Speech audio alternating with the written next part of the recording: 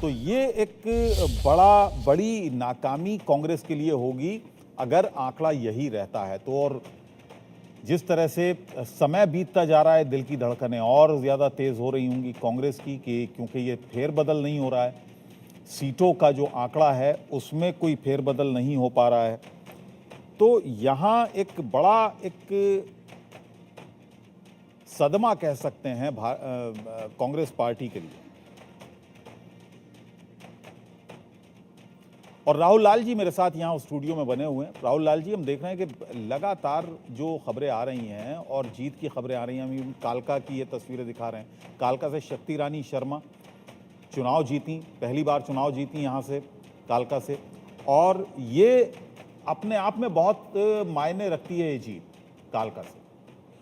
नहीं, बिल्कुल। देखिए, कालका सीट में तो खैर देखिए पहले से ही हम लोग अनुमान लगा रहे थे कि वो वहाँ पे चुनाव बिल्कुल एक पक्षी किस्म का है, क्योंकि ज़मीन पे एक अलग ही किस्म की स्थितियाँ वहाँ पे थी।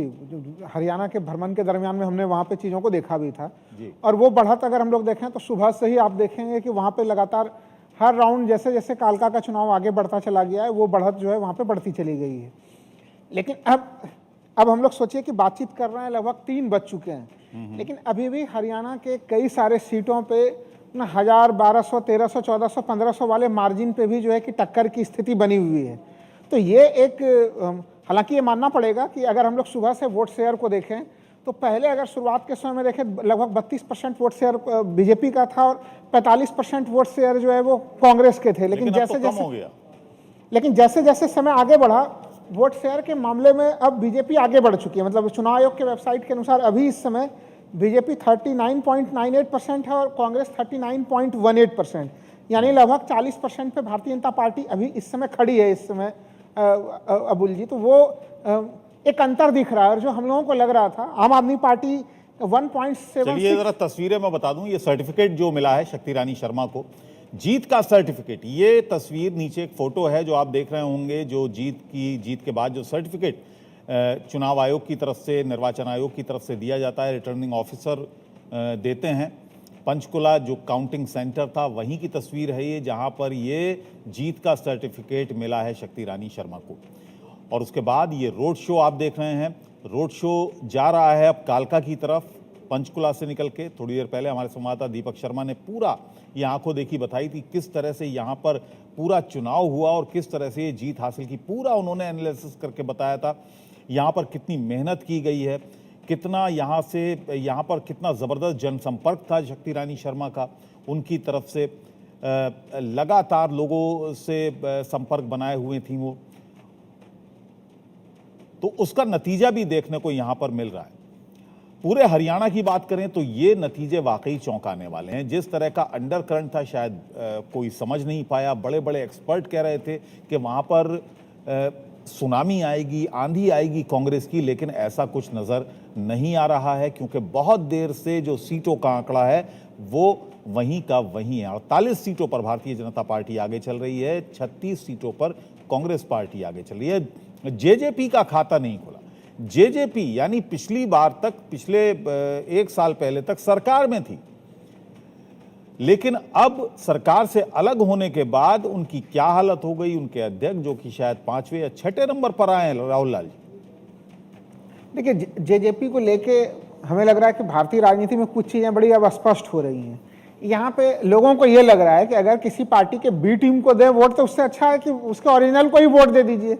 अगर हम लोग हरियाणा को भी आप देखिए या फिर आप जम्मू कश्मीर में भी देखिए, यहाँ पे हमें लग रहा है कि जेजेपी 10 सीटें लेके आई थी और अभी वो नजर नहीं आ रहे हैं कहीं से भी जी। तो वो कहीं न कहीं उनका वोट जो है वो पूरी तरह से खिसक चुका है। तो रनर अप पर भी नजर नहीं आ रहा है, विनर तो दूर की बात है। नहीं, वही तो मैं कह रहा हूँ कि सुबह से ही आप देखिए, अगर हल्का फल्का बीच में कभी कभी कोई आगे चल रहा था, लेकिन वो पूरे इस कहीं पे भी रुझानों में भी हम लोगों को आगे जेजेपी नजर नहीं आई। आम आदमी पार्टी भी हम लोगों को रुझानों में जो है कि कहीं से भी आगे बढ़ते हुए नजर नहीं आई। तो ये चुनाव जो है ये सीधे सीधे यहाँ पे एक टक्कर की स्थिति कांग्रेस और बीजेपी के बीच में रही।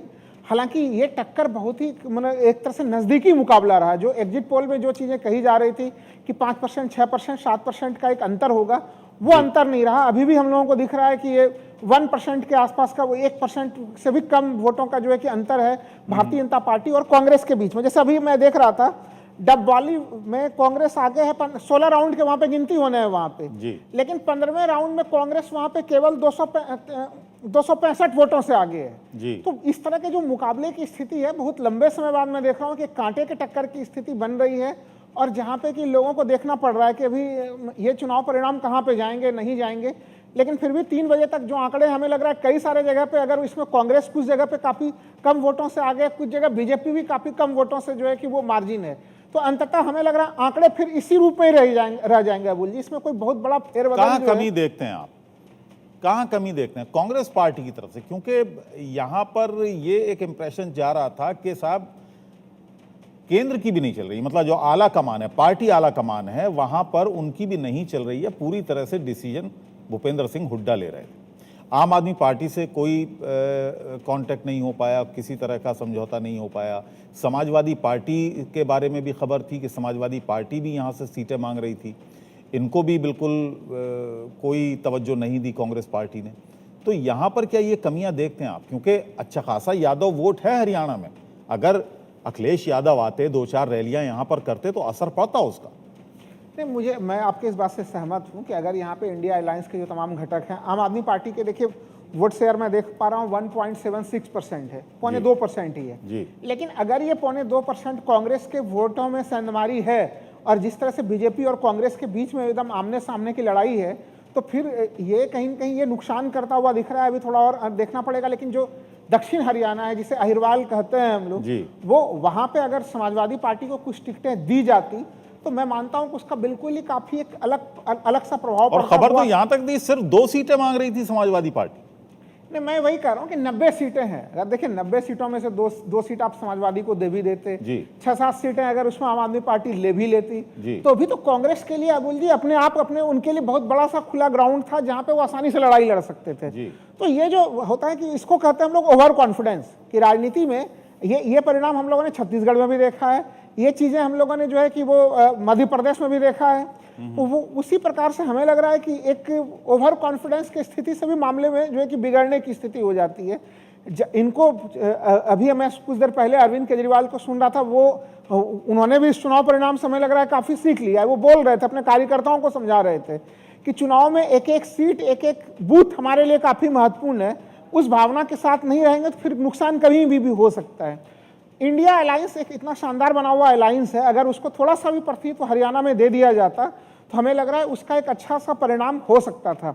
ऐसे स्थिति में यहाँ पे देखिए भूपेंद्र हुड्डा परिवार ने जो है कि टिकटों का वितरण किया, तमाम तरह की चीजें की, और उन्होंने हमें लग रहा है कि यह आश्वस्त कराया कि बिल्कुल कांग्रेस अपने बल पे काफी मजबूत है और इस कारण से दूसरों को नजरअंदाज किया गया। लेकिन मैं कह रहा हूं कि अगर कांग्रेस मजबूत थी भी, लेकिन अगर 2-3 सीटें समाजवादी पार्टी को चली जाती, 6-7 सीटें अगर आम आदमी पार्टी को, टोटल में मान लेता हूं 10 सीटें भी चली जाती, तो वो एक तरह से कांग्रेस नेशनल स्तर पे एक इंडिया अलायंस की सबसे बड़ी पार्टी यानी कह सकते हैं जीतते जीतते हारना कोई कांग्रेस से सीखे।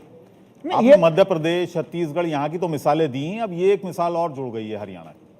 नहीं, बिल्कुल देखिए, मैं हरियाणा की जमीन पे गया हुआ था और वहां पे एंटी इनकम्बेंसी फैक्टर काफी ज्यादा मजबूती से सामने से दिखाई दे रहा था, लोगों में बड़ी नाराजगी भी थी।